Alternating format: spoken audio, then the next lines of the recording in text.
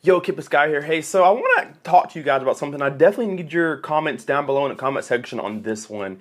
So if you guys didn't know, or maybe you do, I went to Mwave 2024 this past weekend down in Kansas City, Missouri at the Kansas City Convention Center. And if you don't know what Mwave is, in short, it's where all of these different vendors are invited to come set up different home theater rooms for people like myself and you to come listen to home theaters outside of our own. So SVS was there, JTR was there, Stereo Integrity, RBH, Sony had some TV shootouts going on in there. Did I say SVS already? Martin Logan was in there. I think there was some Focal going on. So there was a lot of vendors there, Ascendo, things like that, showing off their equipment. So Jasmine was with me. She was my camera girl. She's my girlfriend. She went with me. And she said one thing that was on my mind that I didn't say out loud, but she had said it at the same time I was thinking it. And I was like, that is exactly what I was thinking. She said to me while we were leaving one of the rooms, she said, you know, all these rooms kind of sound the same. And I looked at her and I said, yeah, it's kind of hard to differentiate each room from each other. Like if I blindfolded myself and had somebody walk me into each room, I probably couldn't tell you what I was listening to, minus maybe Martin Logan. We'll talk about that later. So here's what the rant is all about.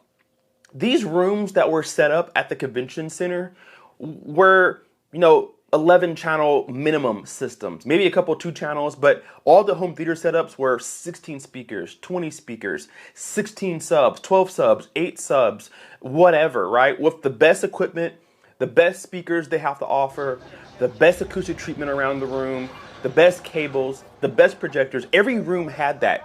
All of them were using Kaleidoscape or Mad VR, something that gives you incredibly high quality video playback and audio. So everybody had their best foot forward in these rooms. And I think I walked into one room and the speakers alone were all worth $75,000. That's just speakers alone, not with the equipment to go with it. And so leaving these rooms and going into another one, there were excellent experiences, but because all of them were so high priced, it was so hard to hear the difference. And that led me to this video here. I think there is a dollar amount that you can spend on a speaker before you're wasting your money. That's what I think. I think that number for me, I think the fun amount to spend on a speaker is 5, 6, 7, maybe 10 grand on a speaker, like prepare. I think that's the fun range. Maybe even 20 grand. You can really get some really nice speakers. But when you start spending more than that, it's minute differences, it seems like to me. Like maybe one speaker is curved, one's not. Maybe there's a tweeter and a mid-range integrated and one's not. But it's like little differences, little takes on sound. But they're not major differences. Like for example, when I walked into the RBH room, listening to their equipment, they had tons of subs, speakers, Atmos, sounded great, right? We're watching Ready Player One, we're watching this, sounds amazing. Right next to their room is JTR. You walk out from RBH, you go into the JTR room, incredible, sounds great. We're watching demos, Kaleidoscape, it's great. But it's hard to hear a difference because everybody has brought their best equipment in. They brought the best speakers in. They brought the best projector. They have all the acoustic treatment. They've acoustically treated the room and they've ran their respective correction for the room, and it all sounds amazing. But I guarantee you, if I walked into a room blindfolded and had somebody stick me into one for 2 minutes, bring me out and put me right back into another one blindfolded, I wouldn't be able to tell you which one that I was in because everything sounds so close to each other. Now, yes, there's a difference. Like, for example, Ascendo was there, and they had their sealed 16, very small, compact 16 sub, but there were 16 of them in the room, all in the front.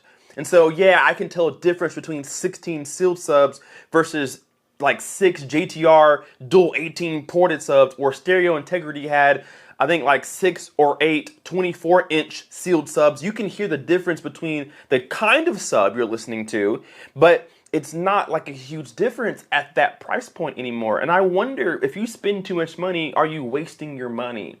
For me, the most expensive speaker that I've ever bought was first the Canton Ventos that were like $4,000 a pair or something. And then I bought what I currently own now, the Kef R11s. They were $5,000 a pair now at the time, or $6,000 a pair, whatever it is.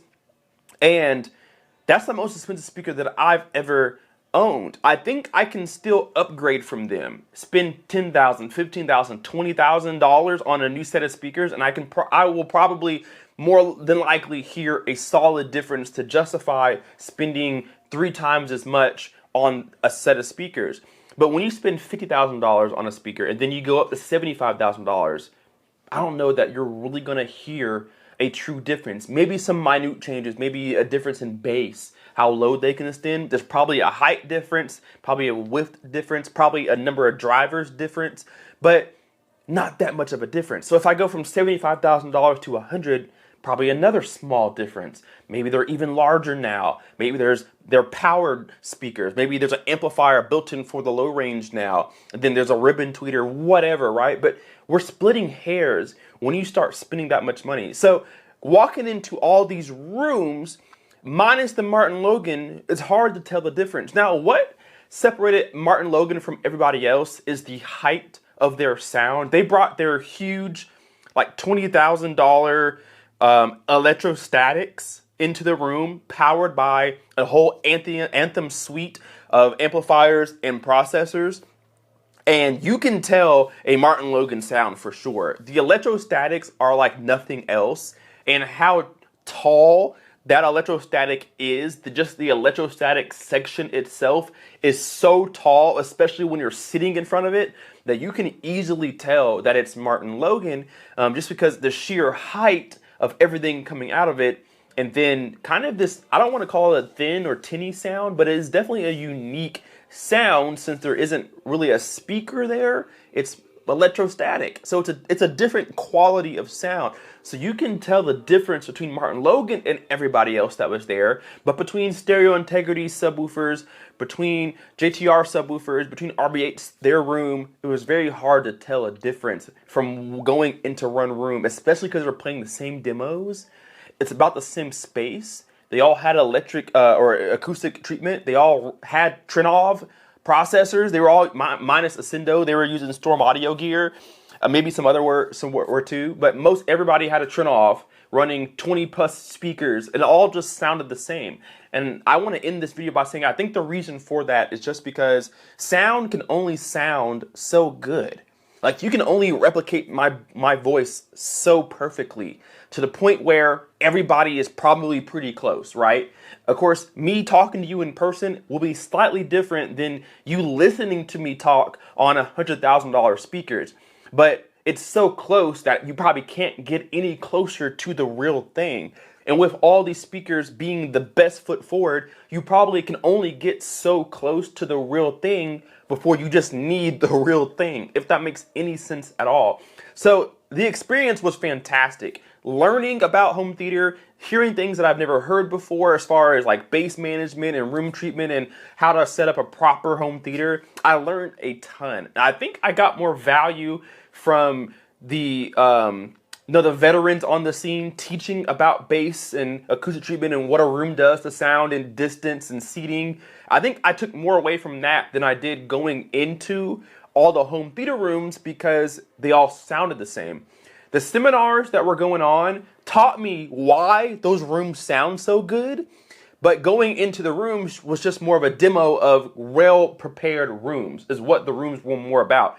It was very cool to see each manufacturer's best foot forward, or most people brought their best stuff. But I think the seminars taught you how to achieve a room like this at home more than it is, here is my best equipment, here's why we're the better room. I don't think it was like that. So again, if I was to walk in each room blindfolded, I probably would get maybe 1 out of 10 of them right. Just because they sound so similar, minus a few very small things, and the difference is bass. I can't really tell a difference in the highs or the separation of speakers or whatever, but the bass is probably the telltale sign of a different room, different quality of bass, different amounts of bass, different depths of bass. So I guess that's truly the only difference. When you're spending that much money, you probably get better bass. In my opinion, but it's so close that at the end of the day, you probably can't go wrong with any high-end speaker company and their best speakers. They're all so close to the real live thing that Whatever you choose, you will be happy with it. If you ask me, should I go JTR or go stereo integrity? I'll say, I don't know. Whatever's most affordable for you, because you're going to be happy with either or. Whatever your room can fit, go with that, because you're going to be happy with either or.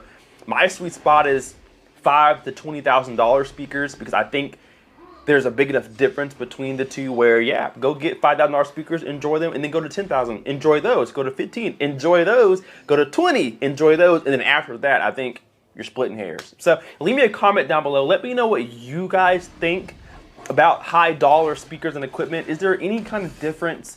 If you're a manufacturer or a distributor watching my video, please down below let us know, why should somebody spend X amount of money on your product?